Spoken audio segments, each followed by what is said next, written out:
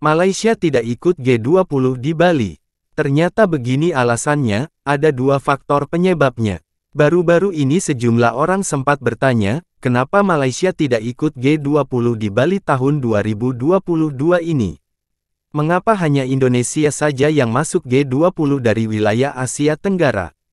Benar bahwa Indonesia memang menjadi satu-satunya negara Asia Tenggara yang menjadi anggota G20. Lantas, kenapa Malaysia tidak ikut G20? Bagaimana dengan Singapura? Faktanya, Indonesia tak hanya menjadi anggota G20 saja. Tahun ini, tepatnya sejak tanggal 14 November tahun 2022, Indonesia menjadi tuan rumah KTT Konferensi Tingkat Tinggi G20 di Bali.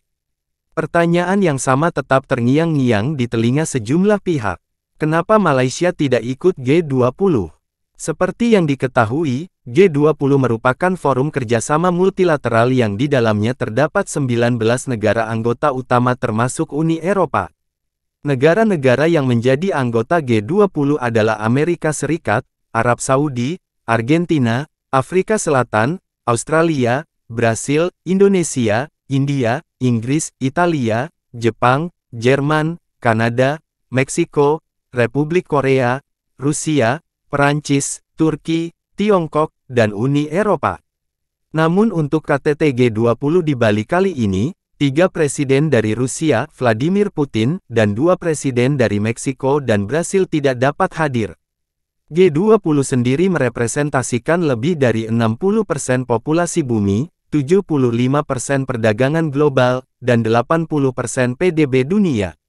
Sehingga G20 berisi 20 negara dengan produk domestik bruto (PDB) terbesar dunia, termasuk Indonesia di dalamnya. Adapun Malaysia dan Singapura tidak bisa menjadi bagian G20 adalah karena dua faktor berikut ini. 1. Nilai produk domestik bruto (PDB), Malaysia dan Singapura masih jauh lebih rendah dibandingkan PDB Indonesia. PDB merupakan total nilai produksi dan jasa yang dihasilkan semua orang atau perusahaan dalam suatu negara. Sehingga nilai PDB menjadi salah satu tolok ukur untuk bisa mengetahui kondisi perekonomian dari suatu negara.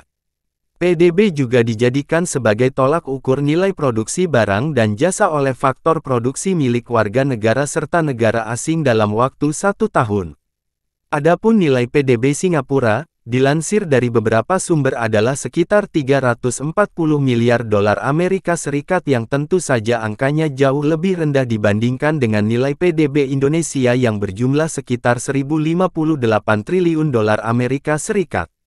Bagaimana dengan Malaysia? Nilai PDB Malaysia juga ternyata tak mencapai setengah PDB Indonesia yaitu hanya berjumlah sebesar 372,7 miliar dolar Amerika Serikat.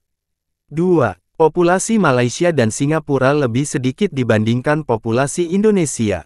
Dilansir dari beberapa sumber, pada tahun 2020, Malaysia hanya memiliki jumlah populasi sebanyak 32,78 juta.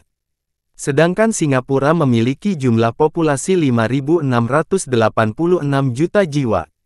Sementara Indonesia mencapai angka populasi 273,5 juta jiwa.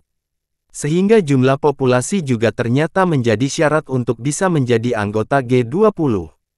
Dapat disimpulkan bahwa hal ini menjadi kebanggaan tersendiri bagi Indonesia, terutama setelah mengetahui bahwa nilai PDB Indonesia termasuk tinggi untuk bisa menjadi bagian dari G20.